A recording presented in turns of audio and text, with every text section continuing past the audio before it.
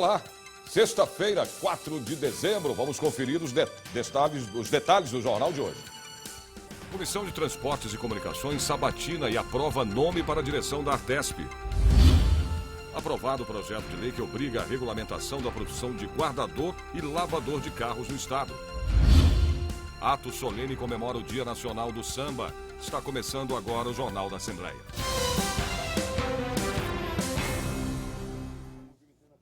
O relator do PPA, o Plano Plurianual, o deputado Orlando Bolsoni, do PSB, deu parecer favorável ao projeto e a um conjunto de emendas. Mas a bancada de oposição apresentou voto em separado, defendendo as emendas não acatadas. O deputado Barba, do PT, leu parte do voto em separado, que tem 361 emendas. Segundo o parlamentar, o projeto do governo está distante dos anseios, não contempla a regionalização e é artificial em termos de planejamento.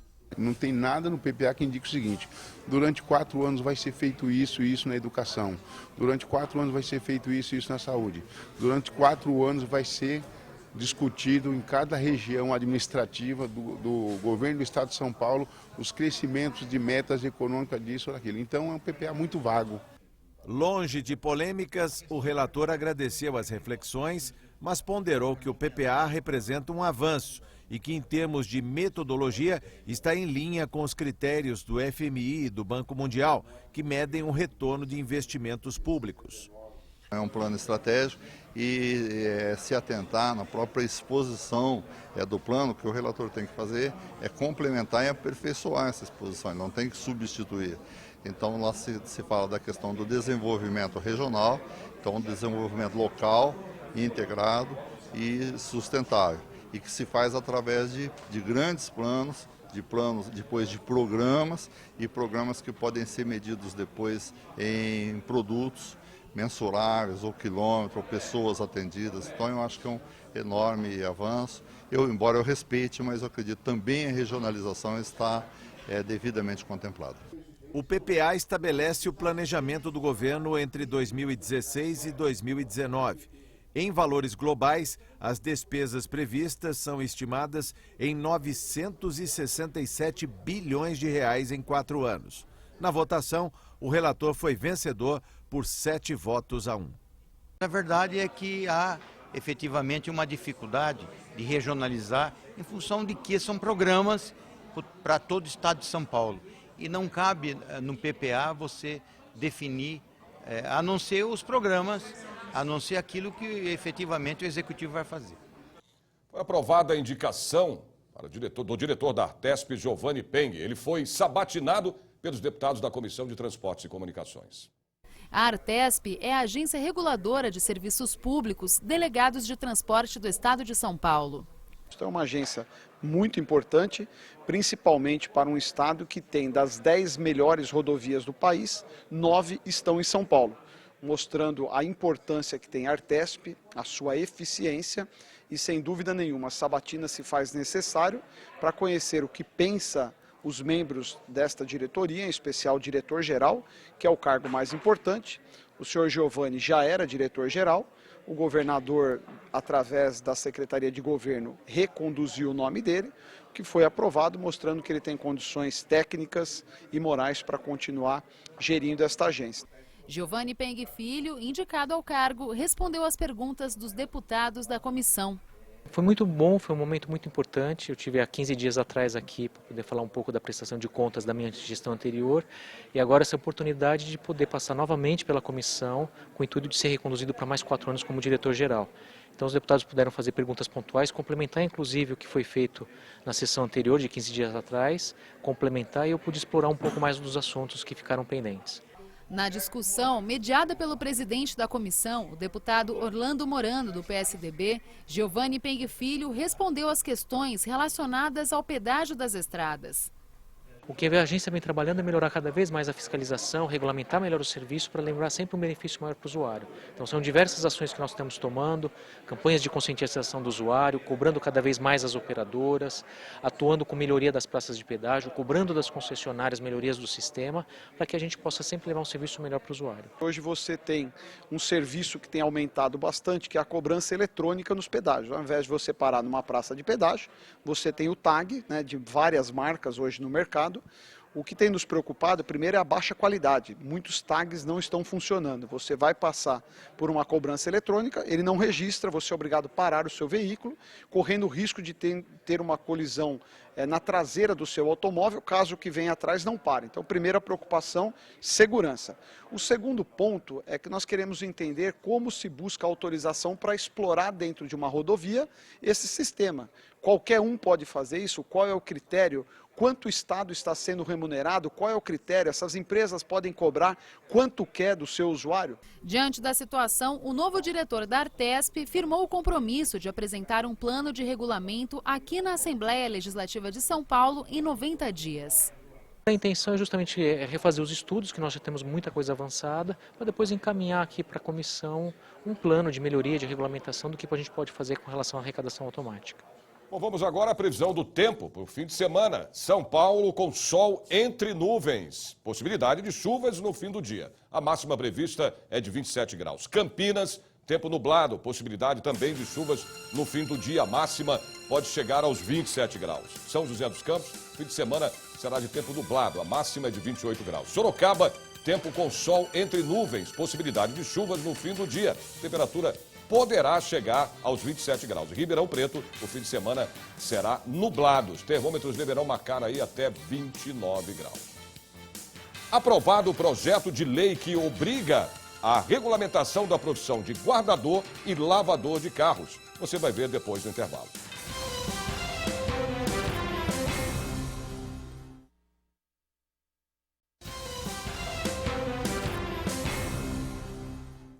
A Comissão de Fiscalização e Controle, em reunião presidida pelo deputado André do Prado, do PR, aprovou 22 processos referentes a diversos órgãos do Estado e entidades da administração indireta. Confira agora na reportagem. Esta foi a primeira reunião do ano da Comissão de Fiscalização e Controle, mas tem uma explicação. Essa comissão só foi nomeada realmente devido à demora do acordo com os líderes da casa de diversos partidos em estar nomeando a presidência dessa casa, que só foi nomeada praticamente no segundo semestre, em julho desse ano. E logo que essa comissão ia iniciar os seus trabalhos, o atual presidente, que é o nosso grande deputado Milton Leite Filho, teve que pedir licença dessa casa para tratar problemas de saúde. E a comissão ficou paralisada. E diante da renovação da licença de saúde do nobre deputado Milton Leite, o presidente da casa resolveu convocar o vice-presidente, no caso que sou eu, o presidente dessa comissão, para dar andamento nos trabalhos devido ao acúmulo da pauta que estava acontecendo nesta comissão. E daí nos reunimos na semana passada, que não houve quórum suficiente para deliberação, porém na data de hoje já conseguimos o quórum suficiente para deliberar diversos projetos e conseguimos pautar mais de 30 itens só nessa reunião de hoje, né? E com algumas vistas, porém a maior parte foram aprovados. 31 itens na pauta, alguns de 2010, 2011, 2013. Atraso? Não. Este ano, a comissão também começou a analisar propostas orçamentárias, documentos de exercícios de outros anos e relatórios de administração de empresas do Estado. E já que o trabalho só está começando, apenas 9 itens serão revisados. É o que essa comissão vai fazer nessa rotina agora, recuperar o tempo perdido diante de uma pauta extensa que nós temos para poder continuar com uma pauta limpa e diante da importância dessa comissão, que a Comissão de Fiscalização e Controle é uma das principais comissões desta casa, que ela tem o poder de convocação de qualquer membro do governo, autarquia, que é obrigado a vir prestar contas nessa comissão. Então nós estamos limpando a pauta para, no ano de 2016, iniciar realmente a todo vapor com essa comissão operando realmente de uma forma dinâmica e podendo contribuir aí com todo o Estado de São Paulo. Projeto de lei que obriga a regulamentação da profissão de guardador e lavador de carros no Estado de São Paulo foi aprovado aqui no Legislativo Paulista. A reunião teve outras discussões. Uma delas sobre a reposição da inflação dos vencimentos dos defensores públicos e servidores da Defensoria do Estado. O projeto de lei complementar da Defensoria será analisado pelos deputados Campos Machado e Padre Afonso Lobato. 1h10 de reunião e os trabalhos foram concluídos. Mais de 70 projetos, todos eles debatidos, deliberados, alguns pedidos de vista para que os deputados façam um estudo mais aprofundado. Os projetos todos importantes, mas um deles que eu penso que fica interessante o nosso telespectador conhecer, passou sobre a questão da legalidade e constitucionalidade, depois vai para a comissão de mérito. Mas é um dos nossos estacionamentos, quando deixamos objetos dentro dele, normalmente quando paramos em estacionamentos deixamos objetos dentro dele, eles sempre colocam uma cláusula dizendo que o estacionamento não é responsável pelos objetos deixados dentro dos veículos. Um projeto aprovado aqui na questão da legalidade, vai agora seguir, como eu já disse, para a questão de mérito, é aquele que proíbe que os estacionamentos ou locais que guardem veículos se posicionem dessa maneira, ou seja, proíbe que os locais que cuidam de automóveis digam que não são responsáveis pelos objetos deixados dentro do veículo. A nós nos parece que é absolutamente compatível com a guarda do carro, que também sejam responsáveis por aquilo que o carro tem guardado dentro do veículo. Um dos projetos aprovados foi esse, só para que o telespectador possa conhecer. Bom, você sabia que a surdez é a deficiência mais comum entre os brasileiros? Pensando nisso, a Assembleia Legislativa lançou a Oficina de Libras, uma maneira de ensinar a linguagem dos sinais. Karina é casada com um deficiente e foi por ele que aprendeu a língua dos sinais. Essa oficina nada mais é que uma iniciação a Libras, que é a língua brasileira de sinais, e como a maioria das pessoas não sabem, é a segunda língua oficial do Brasil. E na cidade de São Paulo nós temos 516 mil pessoas com algum tipo de surdez e 200 mil pessoas que são usuárias da língua de sinais. Depois de sofrer um grave acidente ao lado do marido, ela vivenciou de perto a dificuldade que ele enfrenta diariamente na sociedade. Do meu marido é surdo, nós dois sofremos um acidente, os dois desmaiamos, só que ele acordou primeiro e ele não tinha como se comunicar com os bombeiros. Os bombeiros não sabiam a língua de sinal. A partir dessa experiência, Karina resolveu dividir o conhecimento dela. Com o apoio do presidente da casa, o deputado Fernando Capês, a Assembleia Legislativa realizou a primeira aula ministrada pela própria Karina. A nossa ideia aqui é que as pessoas que frequentam a Assembleia consigam ser recebidas. O público que nos procura possam ser atendidos, ainda que de uma maneira muito básica. Esse é o primeiro de uma sequência de eventos, uma série de oficinas que nós pretendemos a alfabetização nossa, em Libras, para poder oferecer esse serviço, esse atendimento à população. A Cabo Priscila se interessou pela oficina. Ela quer estar preparada caso precise usar a língua dos sinais. Qualquer situação, as pessoas procuram o quê? Olha em volta, vê um policial militar, então quem eles chamam? Policial militar. E a gente, uma vez estando preparado, mesmo com, no caso, um conhecimento básico, por menor que ele seja, é muito importante. E é isso que eu busco aqui hoje, né? Thalita é psicóloga e também quis aproveitar essa oportunidade. Eu acho que a dificuldade de se comunicar é bastante. A gente vem usando alguns aplicativos de comunicação que existem, né? Mas você depende da internet, você depende de outras, coisas para conseguir, então é bem difícil. Essa foi a primeira aula oferecida na Assembleia Legislativa. No ano que vem, a oficina continua. Pode participar quem tiver interesse, é só chegar, não precisa assinar a lista de presença, confirmar presença, inscrição, mandar e-mail, nada. Vai ser divulgado os próximos eventos e é só chegar aqui e aprender. Olá amigos, tudo bem? O meu nome é Karina, esse é o meu sinal e eu convido a todos vocês a participarem da nossa oficina de Libras aqui na Assembleia. Espero vocês. Tchau! A Associação Paulista de Medicina abre ao público uma exposição do acervo de sua pinacoteca com 132 obras. A mostra reúne reproduções e originais, entre elas obras de Di Cavalcanti, Tarsila do Amaral, Aldemir Martins, Alfredo Volpi, Lazar Segal, Cândido Portinari, entre outros. Eu vou conversar agora com o repórter Jorge Machado, que está ao vivo na Associação Paulista de Medicina. e nos traz mais informações sobre essa exposição. Ainda pouco conhecida Pinacoteca da Associação Paulista de Medicina, aqui na Avenida Brigadeiro Luiz Antônio, no coração da cidade de São Paulo. Pouco conhecida, mas não é nova. Quem vai falar um pouco da história da Pinacoteca é o Dr. Florisval Meinão, que é presidente da Associação Paulista de Medicina. Enquanto a gente fala, ó, ali atrás, um Gustavo Rosa, Gregório Gruber. Vamos falar um pouquinho desse acervo. Quando começou a ser formado, doutor? Esse acervo começou a ser formado na década de 40. Nós temos que render essa homenagem aos nossos antecessores que tiveram a lucidez de adquirir quadros naquela época. Visionários, inclusive, apostaram em valores, né? Visionários. Hoje seria impossível nós construirmos este acervo que nós temos. E eles fizeram isto, muitos quadros foram doados por artistas naquele momento, outros adquiridos. Então nós temos hoje em nosso acervo dois grupos.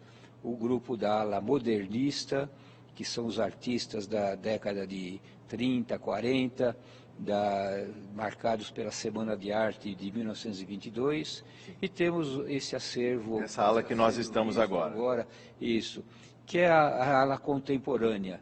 Então, com vários artistas como Gregório Gruber, Gustavo Rosa. Nós passamos aqui por uma tela, Ivald Granato, artistas consagrados aqui nesta mostra. Eu queria que o senhor falasse um pouco também do público que frequenta e como está havendo um esforço da Associação Paulista de Medicina de popularizar, de trazer mais gente aqui para a Pinacoteca. Exato, nós queremos compartilhar com a sociedade este nosso acervo. É claro que os médicos, eles vêm aqui rotineiramente, nós temos muitos eventos na casa, esse é um ponto de encontro dos médicos, mas nós lançamos recentemente esse livro. Aliás, quem quiser conhecer todo o acervo, está nesse livro, recentemente lançado. Exatamente, que tem a história desses quadros, algumas críticas, alguma análise crítica. E esse livro, então, esse lançamento foi feito recentemente, num evento aqui muito concorrido, e a nossa ideia é de compartilhar isso com a sociedade. Quem quiser ter acesso a esse livro, como pode fazê-lo? É só procurar aqui na Associação Paulista de Medicina, que eles podem ter o acesso, como pode visitar esse acervo, que é uma visita gratuita, é só agendar com o Departamento Cultural e nós recebemos a todos aqui de braços abertos. Vamos ao serviço. Para quem não conhece, a Pinacoteca Pinacoteca da Associação Paulista de Medicina, que fica na Avenida Brigadeiro Luiz Antônio, 278, 8º andar. O horário de funcionamento aqui, doutor? É das 9 às 17 horas. Das 9 às 17 horas, entrada franca. Sérgio, é com você. Ok, Jorge, obrigado. E vale a pena, né, conferir essa exposição. Mais previsão do tempo para o fim de semana em outras cidades do interior e também do litoral do estado. Santos, faz sol entre nuvens, possibilidade de chuvas durante o dia todo. A máxima deve ficar em 28 graus. São José do Rio Preto, o fim de semana será de tempo nublado. A máxima é de 29 graus. Mogi das Cruzes, tempo encoberto. Máxima deve alcançar aí os 27 graus. Piracicaba, fim de semana será nublado. Os termômetros devem bater os 28 graus. Ato solene comemora o Dia Nacional do Samba. Você vai ver depois do intervalo.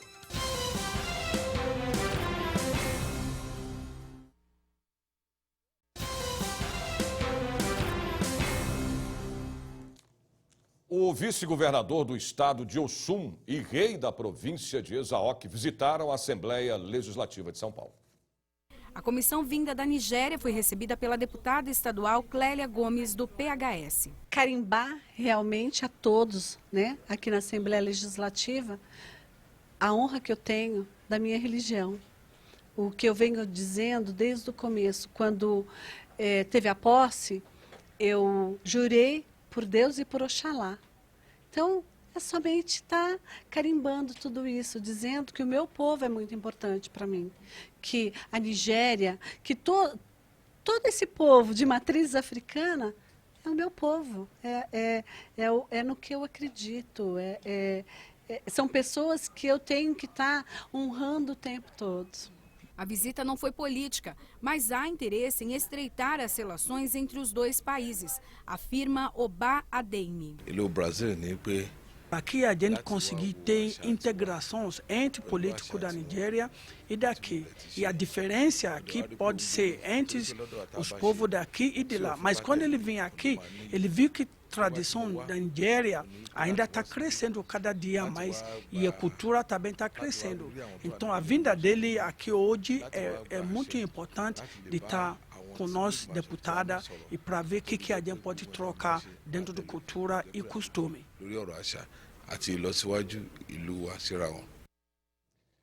Ato solene no Legislativo Paulista comemora o Dia Nacional do Samba. Vamos ver aí na reportagem. O samba surgiu da mistura dos estilos musicais de origem africana e brasileira e se tornou parte da cultura do país. O samba salva vidas, o samba reúne, o samba agrega, o samba faz com que as pessoas fiquem mais felizes. O amor à música levou a deputada Alessi Brandão, do PCdoB, a lutar pelo seu reconhecimento e valorização. O que a gente quer é que o povo entenda definitivamente que São Paulo tem uma história de samba. Nessa data especial, a deputada homenageou grandes nomes que fizeram e ainda fazem parte dessa história. Fiquei muito orgulhosa. Estou ficando uma negrinha muito importante, né? Não só por causa do samba, mas por ser lembrada e escolhida. Nossa, que chique. Fico contente por todos os sambistas que a gente conheceu, que a minha família é de sambista, sabe assim? A minha história sempre foi dentro do samba. Eu não sei exatamente quando começou. A impressão que eu tenho é que eu já nasci e só caminhei dentro e amadureci dentro do samba. Seu Dadinho entrou no mundo do samba há 50 anos e sente orgulho de tudo que construiu. O samba, para mim, na minha vida, ele é tudo em questão até de questão de saúde. É uma energia completamente ímpar, é uma energia que só a gente que está dentro dele mesmo sente, a gente sabe disso. Dona Generosa mudou de vida através do samba. Viu na música uma maneira de recomeçar. Uma luta muito gostosa, uma carta de euforia que eu peguei. Passe o tempo que for, o samba é essência, é alegria e está na cara e no coração de cada um deles. Hoje a gente está tendo a oportunidade de entregar para eles uma placa, né, e distribuir um material com a história de cada um deles. Quase a morrer de tristeza ao pensar no teu amor. Toda a tristeza que o tempo se desfaz, pois Deus me deu como presente o samba, o instrumento da paz. Pois é sempre importante, né, homenagear essa cultura nossa, né, esses baluartes do samba. Vamos agora à previsão do tempo para o fim de semana em mais cidades do interior do estado. Franca, sol entre nuvens. A máxima chega a 29 graus. Bauru, fim de semana será de tempo nublado e possibilidade de chuva. A temperatura máxima chega aos 30 graus. Limeira, tempo chuvoso, máxima de 29 graus. Marília, a previsão do tempo para o fim de semana será nublado. Faz calor, a máxima chega aos 30 graus. O Jornal da Assembleia de hoje termina aqui, mas você pode acompanhar toda a programação da TV Assembleia SP no portal www.l.sp.gov.br. A gente se vê de novo na segunda-feira, a partir do meio-dia. Até lá.